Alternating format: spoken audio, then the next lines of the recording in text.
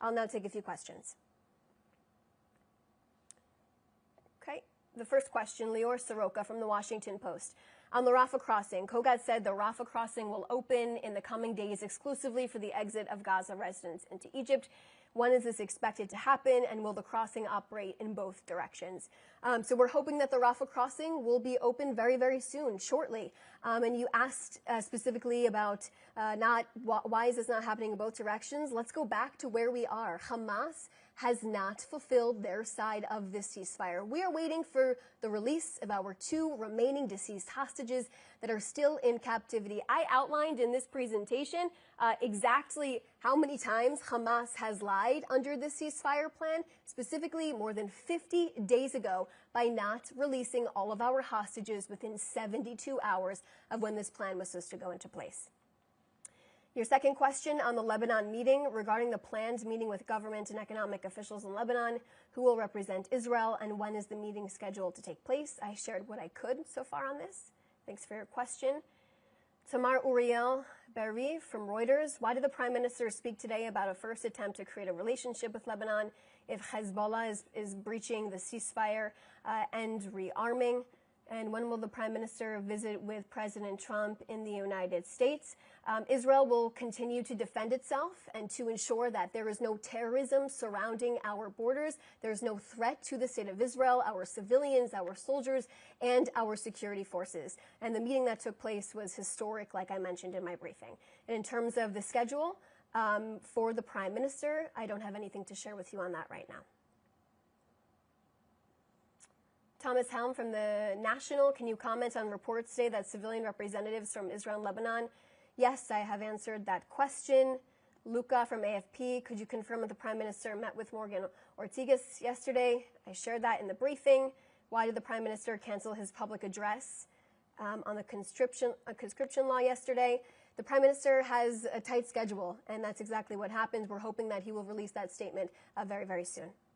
Hannah Julian from the Jewish Edition. As you mentioned, Israel is opening the Rafah crossing to Gazans, but the Egyptian stance is not clear since Egypt has consistently refused to allow entry to Gazans.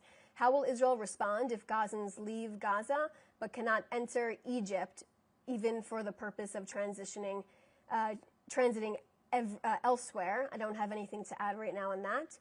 Might this mean Gazans traveling through the Erez crossing as an alternative to reach either Ramon Airport or Jordan for transit elsewhere? And what is the timeline for opening the crossing? I've answered that question. And in terms of the information on the Rafah crossing that I shared, that's the information I can provide at this time.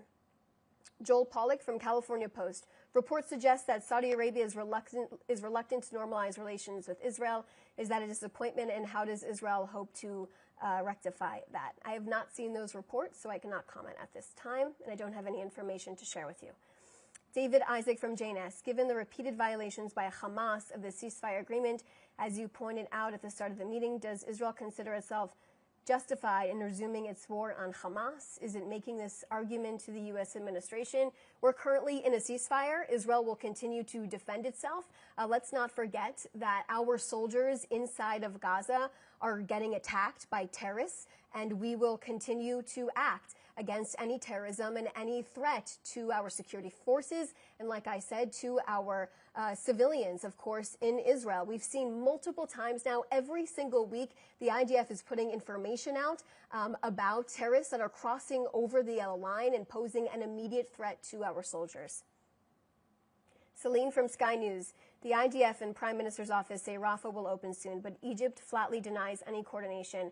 How can the crossing open without Egyptian approval, and who do you claim will be eligible to cross if Egypt says it is issuing no permits? Like I said, the information I shared with you on the Rafah crossing is what I can provide at this time. Egypt has been clear about its stance. It says it denies Israeli reports. Egyptian officials deny Israeli media reports. It's the same response that I just had to your first question there. So those are all the questions that I see right now at this time.